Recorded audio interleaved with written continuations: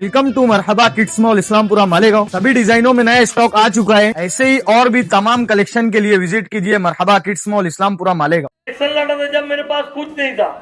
अरे भैया अल्लाह करम से मैं पैदा हुआ उसके पहले से मेरे यहाँ पावर लूम है, मेरे पैदाइश के पहले से मेरे यहाँ पावर लूम है और अल्लाह करम से आज भी है। और आप लोग को याद होगा, आप लोग देखते होंगे, आप लोग देखे होंगे कि मेरे जो बच्चे हैं, मेरे बच्चे जो है, मैं कभी उनको कारपोरेशन का बताया नहीं। मेरे बच्चे ये भी नहीं कभी बोलते कि मेरे पापा मेंबर है।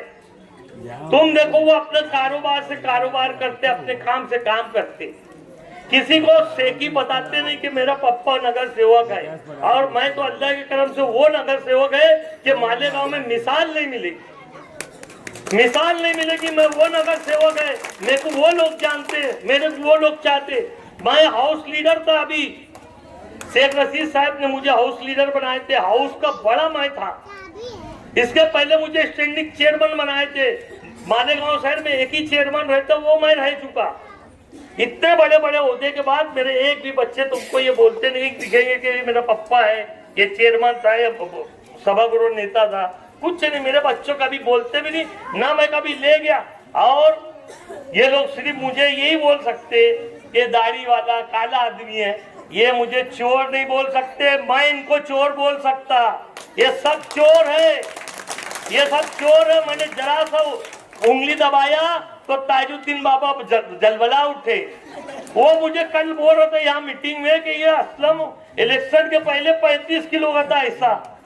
अरे भाई तुम्हारा पानी गर्म हो गया था। शेख रशीद साहब का एहसान मानो, उन्होंने इलाज के लिए पैसा दिया, फिर टिकट दिया, फिर इलेक्शन के लिए पैसा दिया।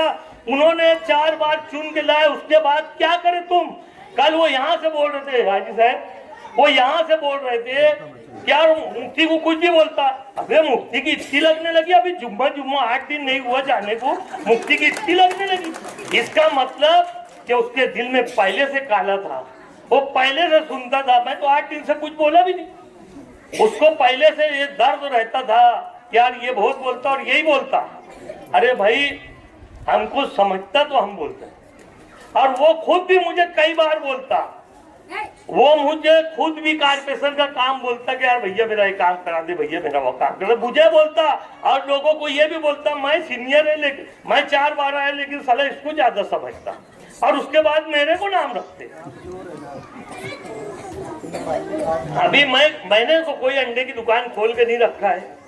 आप लोग देखते मैं वहां बैठता हूँ तो आप लोगों के काम सुनने के लिए बैठता हूँ, मैं कोई अंडा बेचने के लिए तो नहीं बैठता हूँ। ये अंडे की दुकान खोल के बैठ गए, ये लगे अंडे के धंधे में, मैं तो नहीं है। और मुझे नाम रखते। मैं अगर मोइन भाई जो थे वो मेरे दोस्त थे, मेरे उस्ताद थे। ये हमारी और मोइन भाई की बात है कि वो मेरे उस्ताद थे कि मैं उनका उस्ताद था। लेकिन ये 2 नंबर की बात है कि ये अल्लाह बेहतर जानता और हम दोनों के बीच की बात है। और ना तो कभी मैंने कभी 5 पैसा मोइन भाई से कभी लिया, ना मुझे कभी 5 पैसा मोइन भाई ने दिए। अगर मैं पैसों की बात निकालूं तो बहुत दूर तक जाएंगी, मैं निकालना नहीं चाहता। मेहरबानी करके मेरे मुंह से अभी और 2 दिन बचे, कुछ निकलवाओ मत, नहीं तो वापस भी निकलूंगा यहाँ और फिर बताऊंगा मैंने क्या क्या किया, किसकी शादी में कितना पैसा दिया, किसकी शादी में क्या ट्रक किया, किसके शादी में क्या दहेज दान दिया, वो सब बताऊंगा फिर। तो मेहरबानी करके मेरा मुंह मत खुलवाओ। और 2 दिन इलेक्शन को बचा है, इतना जैसे अभी निकल के शांति से वैसे निकाल दो। मेरे ऊपर उंगली उठा रहे। अरे अल्लाह बेहतर जानता, मैं तो किसी के लेने देने में नहीं रहता, सिर्फ मेरे लेने देने में। मैं अपनी माँ बहनों से यही गुजारिश करूंगा कि आप लोग, हम 4 लोगों को, खालिद हाजी को, मन्नान सर को, रियाज भाई को और मुझे इतनी भारी अक्सरियत में कामयाब करो। इतनी भारी अक्सरियत से रिक्शे के निशान को वोट दो। देखो जो काम काज की बात है, बहुत आसिफ भाई ने बताया, शायद दरअसल क्या होता, अपन अगर किसी को बोले कि पेट दुख रहा तो बोलता चूरन ले ले, ये ले ले, वो ले ले, वो ले ले। वो बेचारे को ये नहीं मालूम रहता कि पेट का दर्द क्या होता। और जिसका पेट दुखता उससे पूछो तुम कि पेट का दर्द क्या होता।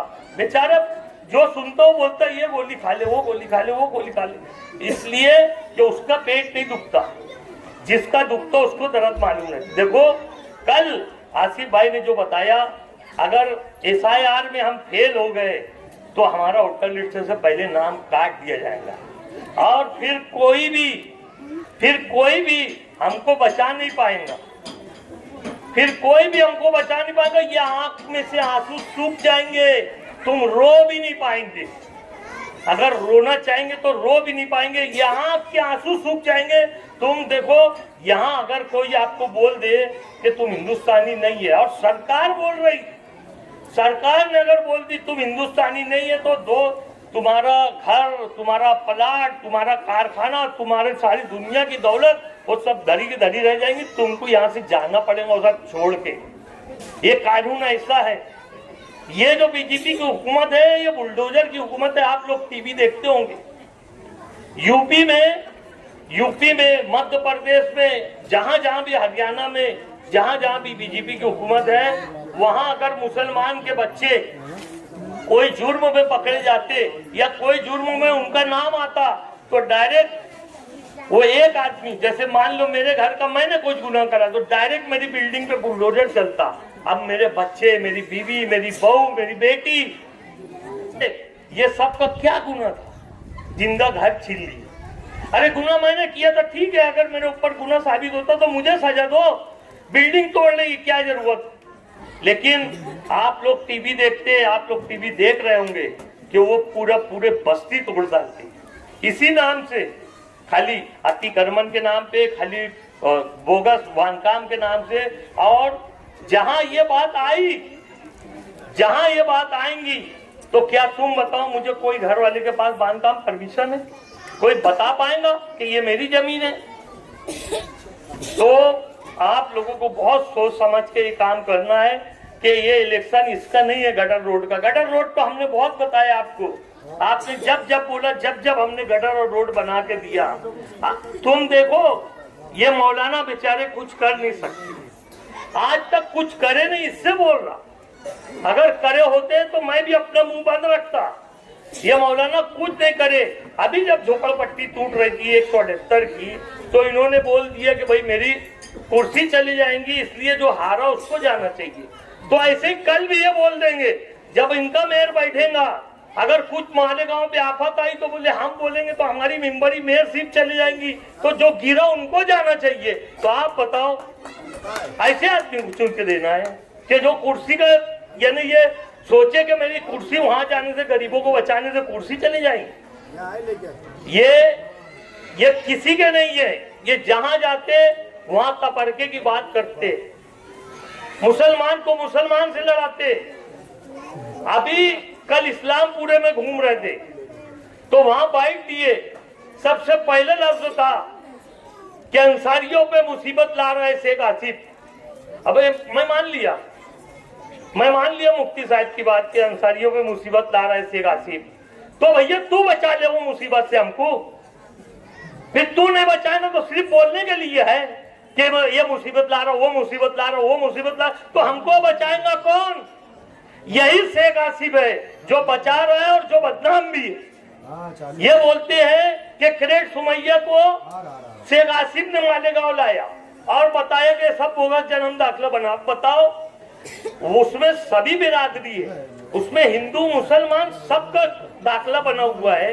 अगर शेख आसिफ लाया तो किसके वास्ते लाया? अकोला, धुलिया, नंदुरबार सब जगह के दाखिले पे इंक्वायरी चालू है, तो क्या सब जगह आसिफ भाई है? तो ये सिर्फ कुछ करेंगे नहीं, सिर्फ उंगली उठाएंगे और एक एक टिकट देने का अभी 10-10 लाख, 20-20 लाख, 40-40 लाख रुपए लिया। अच्छा लिए, बहुत अच्छी बात है। अगर हमारे शेख आसिफ साहब लेते तो उतना खर्चा करते। अभी देखो तवाब बंद है, उसके लिए हाईकोर्ट में वकील करे, 3 लाख रुपये वकील की फीस भरे आसिफ भाई। तो अगर टिकट का पैसा लेते, वो तो कभी जिंदगी में लिए नहीं। कभी कोई ओहदा दिए, मुझे चेयरमैन बनाए, और कई ओहदे दिए, कभी एक पैसा नहीं, चाय तक के मेरी नहीं पिए और किसी की मालेगांव शहर में नहीं पिए। आप लोग देखो कि इन्होंने पैसा लिया, पिछले इलेक्शन में लिया, उसके पिछले इलेक्शन में लिया, आज लिए। उसके बाद एक गरीब का फोन आया सिविल हॉस्पिटल से कि मेरी बच्ची को डेंगू हो गई है साहब, और दवा नहीं है यहाँ पे, दवा गोली खत्म हो गई है। लोग बोलते बाहर से दवा लाओ, तो ये डायरेक्ट ये बोले कि भाई वहां 3-4 महीने से दवा गोली नहीं है, मैं क्या करूं। तो उसको बुला के बोल सकते थे आज भैया 500 रुपये में से ले जा। क्या डेंगू की दवा 5 लाख की आती क्या? 500 रुपये दे देते, बात खलास थी। लेकिन नहीं, वो बोले मुझे मालूम है 3-4 महीने से गोली दवा नहीं है वहां पे। अबे भैया तो तू क्या कर रहा? तू एमएलए है, तू उसका जिम्मेदार है सिविल हॉस्पिटल का। सिविल हॉस्पिटल सरकार की है, सरकार का तू नुमाइंदा है, तो तू भैया क्या कर रहा? तूने लोगों की मदद करना चाहिए। तू जाके कलेक्टर पास बैठना चाहिए कि मालेगांव में दवा गोली दो, मालेगांव में जो काम है वो दो। अगर पूरा नहीं देना तो आधा तो सरकार देगी, लेकिन मांगेंगे जब देंगी ना, ये मांगते ही नहीं बेचारे। तो मैं आप लोगों से गुजारिश करता हूँ कि इनके बहकावे में ना आते हुए 15 तारीख को जो इलेक्शन हो रहा है, चारों रिक्शा निशान पे वोट देकर और दिला के कामयाब करे। इतने बोल के अपनी बात खत्म करता हूँ। सलाम।